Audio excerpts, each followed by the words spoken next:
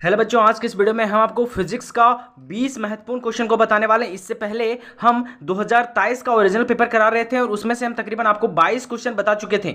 बाकी जो क्वेश्चन बचा है आज हम पार्ट 2 में लेकर आ चुके हैं और बहुत इंपॉर्टेंट हम आपको क्वेश्चन बताने वाले हैं, क्योंकि इसमें से बहुत अच्छा न्यूमेरिकल था। ये न्यूमेरिकल कहीं आपसे बन जाता है तो आप समझ जाइए कि हम कोई भी न्यूमेरिकल आएगा फिर कोई भी क्वेश्चन आएगा तो हम अपने फिजिक्स में बना लेंगे, है ना। तो वीडियो के अंदर बने रहना। चैनल पर पहली बार चैनल को जरूर सब्सक्राइब कर लेना है। यदि आप हमारा इस वीडियो का पार्ट 1 नहीं देखें तो इसी वीडियो के डिस्क्रिप्शन में हम अपने इसी पार्ट 1 वाले वीडियो का लिंक दे दिया, तब उसको भी देख लीजिए और बाकी इसको भी तो आपको देखना ही है, ठीक है। हम लोग के सामने क्वेश्चन कहता है कि the period of a moons rotation around the earth is जो है वो नियरली 29 डेज, है ना। कहता है कि if the mass were to float is present value and all other things remains unchanged, कहता है the period of moon rotation would be nearly. कहने का मतलब क्या बोल रहा है कि जो पीरियड है किसका, तो मून के रोटेशन का, है ना। किसके अराउंड, तो अर्थ के अराउंड। यानी कि मान लेते हैं ये अर्थ है तो इसके चारों ओर आपको पता है कि मून मतलब कि घूमता है ना, रोटेशन करता है। तो इसका जो पीरियड है वो कंप्लीट करने का जो टाइम लगाता है ये लगाता है लगभग 29 डेज, है ना। यानी कि जो सूर्य के चारों ओर जो हमारा मून है वो रोटेट करने में जो अपना समय लगाता है वो लगाता है 29 दिन का, ठीक है। तो बोलता है कि जो मून मास है ना, वो दो फ्लोड है। तो कहता है कि इट्स प्रेजेंट्स वैल्यू, है ना, इसका जो वैल्यू दर्शाता है वो दो दर्शाता है। तो कहता है कि and all other things remains unchanged. तो कहता है कि बाकी चीजें में कोई बदलाव नहीं किया जाता है। तो मून का जो रोटेशनल होगा वो किसके बराबर होगा, तो कोई चेंजिंग नहीं आएगा, है ना। उसमें से कोई चेंजिंग तो नहीं आएगा। तो इसका सही आंसर हो जाएगा 29 डे का, 29 डे ही, उसमें तो कोई चेंजिंग नहीं आएगा ना, क्योंकि हर एक चीज अनचेंज है। तो उसका जो पीरियड भी आएगा मून का रोटेशन का वो नियरली कितना आ जाएगा, तो 29 ही डेज आएगा। तो इसमें तो कोई कॉन्सेप्ट लगाना है ये नहीं है। चलिए अगला क्वेश्चन हम लोग के सामने देख सकते हैं 24 नंबर क्वेश्चन। देखिए बहुत से बच्चों का कमेंट आ रहा था कि भैया आप हिंदी इंग्लिश दोनों में बताइए ना। तो वैसे ही पीडीएफ जो है ना वो हम जब बना रहे थे तो हिंदी वाला कट जा रहा था ना, तो इसलिए हम हिंदी में नहीं है। बाकी हमारा वीडियो हिंदी इंग्लिश दोनों में रहेगा, ठीक है। तो आपको टेंशन नहीं लेना है। और हिंदी वाले थोड़ा समझना, वैसे भी हम पढ़ते हैं भले इंग्लिश में लेकिन समझाते तो हिंदी इंग्लिश दोनों में है ना।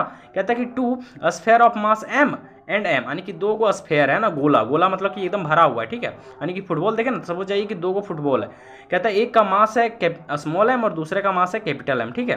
कहता है सिचुएटेड एन, यानी कि एयर में, हवा में ही लटका हुआ है, ठीक है। कहता है एंड जो the gravitational force between them is F, और इन दोनों के बीच में ग्रेविटेशनल फोर्स लग रहा है जिसका वैल्यू कितना है, एफ है। किसका वैल्यू है, एफ। कहता है the space around the mass in now filled to liquid specific gravity 3, है ना। यानी कि इस पर जो ग्रेविटी लग रहा है, कौन सा स्पेसिफिक ग्रेविटी, उसका वैल्यू कितना है, 3 है। कहता है कि the gravitational force will now be, तब कहता है कि अब इस पर जो ग्रेविटेशनल फोर्स लगेगा वो कितना लगेगा, है ना। तो इसका जो सही आंसर हो जाएगा आपका हो जाएगा f/9। कितना हो जाएगा, f/9। यानी कि उसका स्पेसिफिक ग्रेविटी कहीं 3 है तो, और पहले उस पर फोर्स लग रहा था f, और उसका स्पेसिफिक ग्रेविटी कितना है, कहीं 3 है।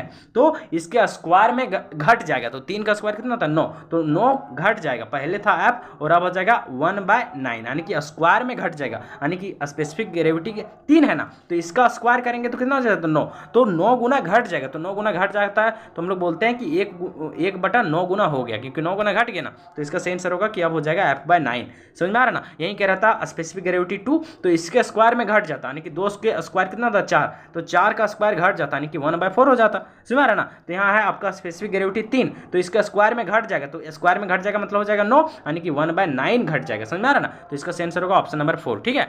चलिए देखिए अब बहुत ज़्यादा शादी हो रहा है लेकिन फिर भी हम चाह रहे हैं कि हम उधर से हट के आपके लिए वीडियो बनाए, है ना। बहुत मेहनत कर रहे हैं, आप उतना ही ज़्यादा हमको सपोर्ट कर रहे हैं। तो जितना भी टाइम मिलता है ना हम चुपके से वीडियो बना लेते हैं। बहुत एकदम पूरा गाँव में शादी 2-3 मतलब 4-5 शादी है ना मस्त 2 दिनों के अंदर, ठीक है। गाँव आना पड़ा क्योंकि एक दोस्त का शादी था, इसलिए आ गए हम। कल ही जो है यहाँ पे जैसे शादी कंप्लीट होगा हम सुबह एकदम निकल जाएंगे और आपके लिए 2 गुना मेहनत करने लगेंगे। तो आपको बिल्कुल भी टेंशन नहीं लेना। बाकी आप तो बहुत सपोर्ट कर रहे हैं, तो जल्दी से आज 6000 कंप्लीट हो गया ना सब्सक्राइबर, तो जल्दी से कम 10,000 कर दीजिए। और एग्जाम होते होते हमको पूरा भरोसा आप लोगों का कि आप लोग लगता है कि 10,000 क्या और ज़्यादा कर देंगे, है ना। तो कोई बात नहीं, आप पूरा सपोर्ट कर रहे हैं, हम भी आपके लिए पूरा दिन रात मेहनत करें, तो आपको टेंशन नहीं लेना है। आपको शायद उधर पंडित जी का ये सुनाई देता होगा ना मंत्र, खैर कोई बात नहीं, उधर हम लोग समय नहीं लेंगे, हम लोग जल्दी जल्दी कंप्लीट करेंगे, ठीक है। कहता है कि if M E is the mass of earth and R E is the radius, its radius. कहता है कि अर्थ है, ठीक है, इसका मास जो है वो है एम, और इसका जो रेडियस है, इसका जो रेडियस है अर्थ का वो कितना है, आर ई है। कोई दिक्कत है। कहता है कि the ratio of acceleration due to gravity and gravitational constant is, तब कहता है कि जो एक्सेलरेशन ड्यू टू ग्रेविटी यानी कि जी, है ना। एसेलेरेशन ड्यू टू ग्रेविटी जो हमारा होता है जी होता है ना, तो जी और एंड ग्रेविटेशनल कांस्टेंट यानी कि स्मॉल जी और कैपिटल जी, ये दोनों का जो रेशियो होगा वो कितना आएगा, इन दोनों का रेशियो जो होगा वो क्या होगा, है ना। तो इसका जो सही आंसर हो जाएगा वो आपका क्या हो जाने वाला है, वो हो जाने वाला है आपका me/re का स्क्वायर, है ना। यानी कि ऊपर में me जो मास ही रहेगा और नीचे रेडियस का स्क्वायर हो जाएगा, क्या हो जाएगा, स्क्वायर। कोई दिक्कत है, कोई दिक्कत है, समझने में आता है। यानी ये हमारा जी और मतलब स्मॉल जी और कैपिटल जी का रेशियो है क्या चीज़, तो me/re स्क्वायर। कोई दिक्कत, तो इसका सही आंसर होना चाहिए ऑप्शन नंबर बी। इसको याद कर लेना है, ठीक है। इसमें से वैसा जो बहुत बड़ा कॉन्सेप्ट है नहीं। चलिए अगला क्वेश्चन हम लोग के सामने क्या कहता है, देख सकते हैं 26 नंबर क्वेश्चन कहता है कि the share modules is also non, यानी कि जो शेयर मॉड्यूल्स होता है उसको हम लोग और किस नाम से जानते हैं, तो मॉड्यूल्स ऑफ रिजिडिटी, है ना। ऑप्शन नंबर हम लोग का तीसरा हो जाएगा सही, ठीक है। चलिए 27 नंबर क्वेश्चन आराम से देखना क्या कहता है। 27 नंबर क्वेश्चन कहता है the breaking stress of a wire depends upon, यानी कि जो ब्रेकिंग स्ट्रेस ऑफ वायर होता है वो किस चीज़ पर निर्भर करता है, तो इसका सही आंसर क्या होगा, length of the wire, radius of the wire, material of the wire या फिर shape of the cross sections या फिर क्रॉस सेक्शन एरिया। तो इसका जो सही आंसर हो जाने वाला आपका मटेरियल ऑफ द वायर पर, ऑप्शन नंबर तीसरा सही होगा, ठीक है। अगला क्वेश्चन देखिए 28 नंबर क्वेश्चन क्या कहता है, कहता है कि a man is sitting in a boat, ठीक है। एक यहाँ पे आदमी है, एक क्या है हम लोग का, एक आदमी है कोई, वो यहाँ पे बोट पर, बोट देखे ना आप लोग, जो नाव रहता है छोटा सा नाव, बोट पर क्या है हम लोगों का बैठा हुआ है, सिटिंग मतलब बैठा हुआ है। कहता है which is floating in a pond, यानी कि पॉन्ड मतलब होता है एक वो तालाब में क्या हो रहा है, यहाँ पे फ्लोट कर रहा है, फ्लोट कर रहा है मतलब तैर रहा है ना। चलिए कहता है कि if the man drinks some water from the pond, तब क्या कहता है कि ये जो आदमी यहाँ पे बैठा हुआ है, प्यारा सा बच्चा या फिर एक आदमी जो बैठा हुआ है, ये कुछ पानी पीता है, कहाँ से, तो इस यहाँ से, इस पाउंड से क्या करता है, ये थोड़ा सा पानी क्या करता है, पी लेता है, ड्रिंक करता है मतलब पी लेता है। कहता है the level of the water in the pond, है ना। तब कहता है कि यहाँ पे जो तालाब है, ठीक है, ये तालाब है, उसमें से अब जो पानी का लेवल होगा वो क्या होगा, क्या इंक्रीज करेगा, क्या डिक्रीज करेगा, या फिर यहाँ पे देख सकते हैं क्या रिमेन्स अनचेंज्ड होगा, या फिर इंक्रीज और decrease depend upon the weight of the man, है ना। तो इसका सही आंसर क्या हो जाएगा, तो हो जाएगा रिमेन्स अनचेंज, कोई चेंज नहीं होगा। अब मान लीजिए यहाँ पे आप जैसे कभी तैर रहे हैं ना, कहाँ तैर रहे हैं, तालाब में, अब तालाब में थोड़ा सा कहीं पानी पी लीजिएगा तो क्या हो जाएगा, तालाब का पानी घट जाएगा ना, कोई चेंजिंग नहीं आएगा, रिमेन्स अनचेंज्ड होना चाहिए, है ना। तो इसका सही आंसर हो जाएगा ऑप्शन नंबर तीसरा। 28 का सही आंसर क्या हो जाएगा, ऑप्शन नंबर तीसरा होना चाहिए। ऐसा नहीं कि यहाँ पे हम लोग पानी थोड़ा सा पी लिए तो यहारा का पानी या फिर तालाब का पानी घट गया, ऐसा होता नहीं है। थोड़ा सा पी लीजिएगा तो कुछ नहीं होने वाला, फर्क नहीं पड़ने वाला। चलिए अगला कहता है कि after terminal velocity is reached, है ना। टर्मिनल वेलोसिटी को हम लोग रीच करते हैं, यानी बढ़ाते हैं, तो कहते हैं the acceleration of the body falling through the viscous fluid, तब क्या होगा, यानी कि जो विस्कस फ्लूइड होगा उसका एक्सेलरेशन ऑफ अ बॉडी क्या हो जाएगा। कहने का मतलब क्या है कि हम लोग क्या करते हैं, टर्मिनल वेलोसिटी को बढ़ाते हैं, टर्मिनल वेलोसिटी को बढ़ाते हैं, तब कहता है कि जो बॉडी का एक्सेलरेशन होगा, यानी कि ये होगा, है ना, वो फैलिंग होगा, यानी कि गिरेगा, किसके थ्रू, तो विस्कस फ्लूइड के थ्रू, वो क्या हो जाएगा, तो क्या हो जाएगा, जीरो हो जाएगा, इक्वल टू जी हो जाएगा, लेस देन जी हो जाएगा, या फिर मोर देन जी। तो इसका सही आंसर होना चाहिए जीरो, क्या हो जाएगा, जीरो हो जाएगा ना। बॉडी का एक्सेलरेशन क्या हो जाएगा, जीरो, किसके थ्रू, तो विस्कस फ्लूइड के थ्रू। समझ में आ रहा है ना, कब, जब हम लोग टर्मिनल वेलोसिटी को क्या करेंगे, बढ़ाएंगे। तो 29 का सही आंसर हो जाने वाला पहला, ठीक है। अगला क्वेश्चन देखिए, बहुत सिंपल क्वेश्चन है, कहता है ये स्टेटमेंट दिया है, कहता है the rate of loss of heat minus d theta by d q of the body is directly proportional to the temperature difference, यानी कि delta T is equal to T2 minus T1। कहता है of the body and surrounding, कहता है this statement is, यानी कि ये जो स्टेटमेंट दिया है, ये जो कथन है वो किसका कथन है, क्या लॉ ऑफ थर्मोमेट्री का है, या फिर न्यूटन लॉ ऑफ कूलिंग का है, या फिर लॉ ऑफ क्लोरीमेट्री का है, या फिर जीरोथ लॉ का है। तो इसका जो सही आंसर आप लोगों का हो जाने वाला है 30 नंबर का, वो हो जाने वाला आपका न्यूटन्स लॉ ऑफ कूलिंग का, है ना। ऑप्शन नंबर दूसरा सही होगा। बस ज़्यादा क्वेश्चन है नहीं, बस 8-10 क्वेश्चन बचा है, बस 5 मिनट में हो जाएगा। कहता है कि veins displacement law express the relation between, यानी कि जो वेन्स डिस्प्लेसमेंट लॉ है वो किसके बीच में रिलेशन बताता है ना, क्या कलर ऑफ लाइट और टेम्परेचर के बीच में, वेवलेंथ एंड टेम्परेचर के बीच में, रेडिएशन एनर्जी एंड वेवलेंथ के बीच में, wavelength corresponding to maximum energy and temperature के बीच में। तो हमारा 31 का सही आंसर हो जाने वाला आपका wavelength corresponding to the maximum energy and temperature के बीच में, यानी ऑप्शन नंबर 4 हम लोग का क्या होगा, सही हो जाएगा, कोई दिक्कत। अगला क्वेश्चन देखिए क्या बोल रहा है, यहाँ पे हमको एक ग्राफ दे देगा, विच of the following process is correct for given, जो है यहाँ पे ग्राफ दे दिया पीवी ग्राफ, पी बोले तो यहाँ पे प्रेशर और वॉल्यूम है, ठीक है। यहाँ पे ये प्रेशर और वॉल्यूम का ग्राफ दे दिया, और यहाँ पे ये बोला ग्राफ जो आ रहा है वो पैरेलल है किसके, भी के। तो इसका मतलब क्या आ रहा है कि यहाँ पे प्रेशर चेंज नहीं कर रहा है ना, और प्रेशर चेंज किस चीज़ में नहीं करता, यानी कि वॉल्यूम और प्रेशर दोनों इक्वल कब रहता है, यानी कि हम लोग वॉल्यूम कितनों बढ़ाएंगे, है ना, प्रेशर हमेशा क्या होगा, इक्वल ही रहेगा, यानी कोई चेंजिंग नहीं करेगा। ये कौन सा प्रोसेस होगा हम लोगों का, क्या ये हो जाएगा हम लोगों का adiabatic process, isothermal process, isobaric process या फिर आइसोकोरिक प्रोसेस, है ना। तो इसका जो सही आंसर हो जाने वाला आइसोबारिक प्रोसेस।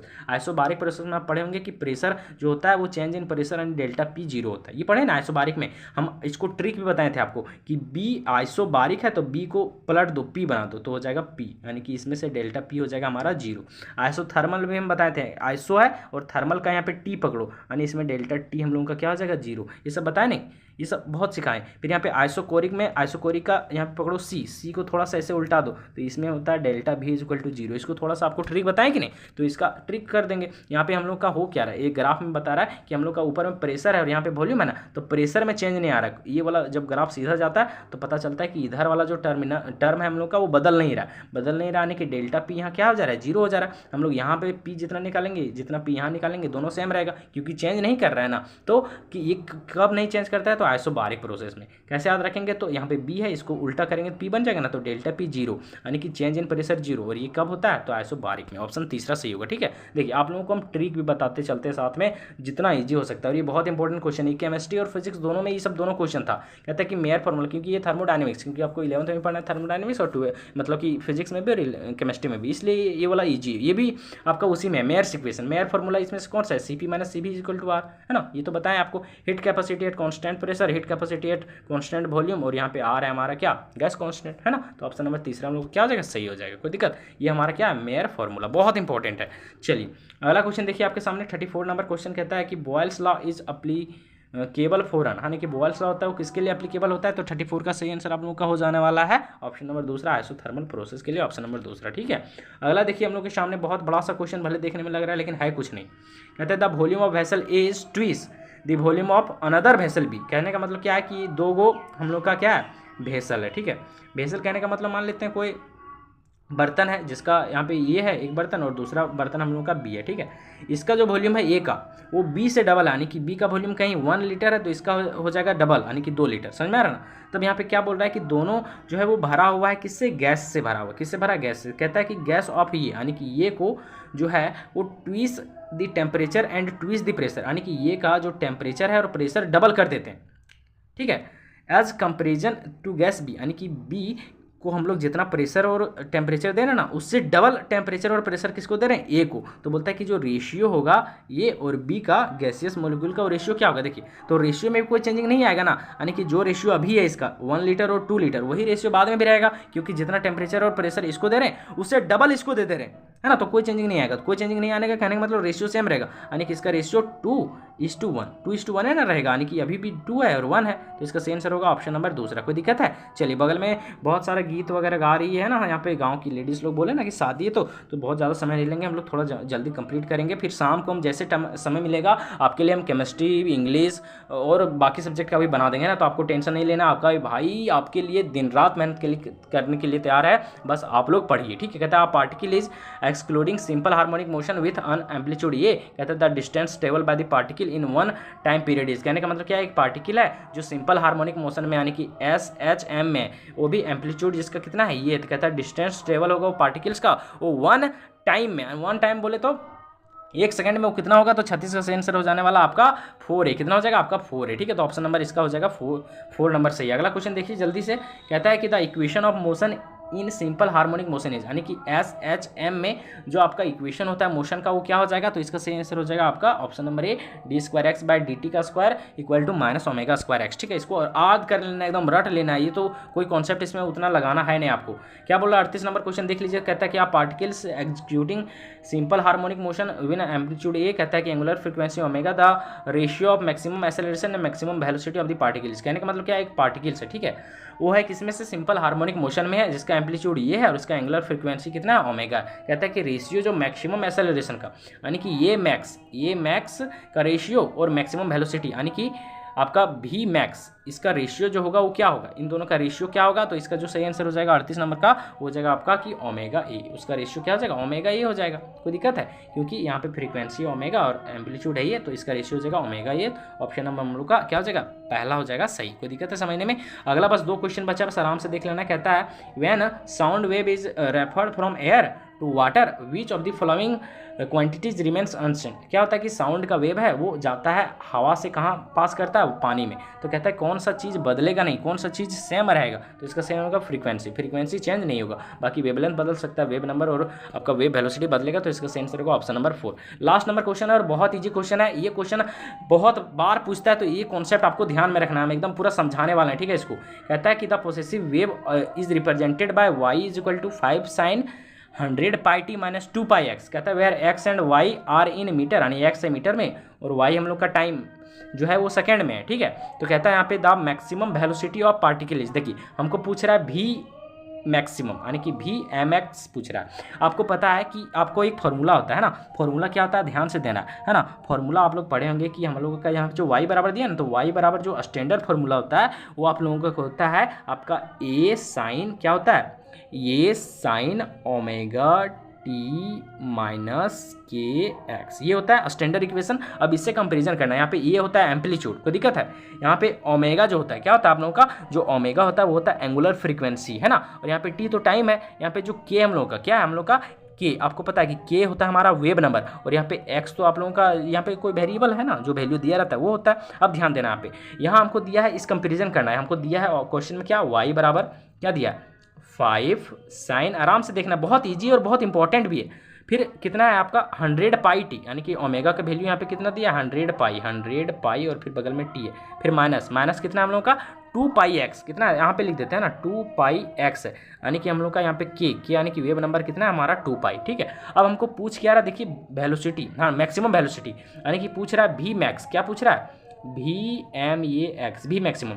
और भी मैक्स का आपको फॉर्मूला पता होगा, इसका फॉर्मूला होता है ए इंटू ओमेगा, यानी एम्पलीट्यूड इंटू ओमेगा, ओमेगा बोले तो एंगुलर फ्रीक्वेंसी, यही ना होता है। अब देखिए ये मतलब एम्पलीट्यूड कंपेयर कीजिए, यहाँ पे कितना है 5, तो ये का वैल्यू कितना हो गया 5 हो गया, कोई दिक्कत है। अब ओमेगा का हम लोग का यहाँ ओमेगा टी होता है, तो यहाँ पे 100 पाई टी है, तो यहाँ पे हम लोग ओमेगा बराबर क्या हो जाएगा 100 पाई, है ना, यानी यहाँ ओमेगा का वैल्यू हो गया 100 पाई, तो 100 पाई गुने 5 करेंगे तो 500 पाई हो जाएगा, यानी कि हमारा जो मैक्सिमम वेलोसिटी आया वो कितना आया 500 पाई मीटर पर सेकेंड। तो हम लोग का क्या हो जाएगा सही आंसर ऑप्शन नंबर 4। कितना इजी है, बस आपको ये सब इतना पढ़ लेना, इसलिए हम चाहते हैं कि जितना ज़्यादा एक्सप्लेन करके आपको बता सके उतना बताते हैं। जो लगता है कि बच्चों को यहाँ समझ में नहीं आएगा उसको बोलते हैं बाबू इसको हम बाद में बता देंगे, ठीक है, कभी समय मिलेगा तो, या फिर आप छोड़ दीजिएगा उसको, है ना। 1-2 क्वेश्चन कहीं नहीं बनाएंगे 40 मिनट क्या हो जाएगा, लेकिन नहीं, आपको हम हर एक चीज़ एक्सप्लेन करके बताने का प्रयास करते हैं, ठीक है। वैसे बगल में गाना शुरू हो गया, इसलिए आज के लिए इतना ही रखते हैं। हम जैसे समय मिलेगा आपके लिए केमिस्ट्री वगैरह, बाकी आपको और किस सब्जेक्ट का चाहिए आप कमेंट करके हमें पूछ सकते हैं। वैसे आज हम सोच रहे हैं कि कंप्यूटर साइंस का भी अपलोड करें,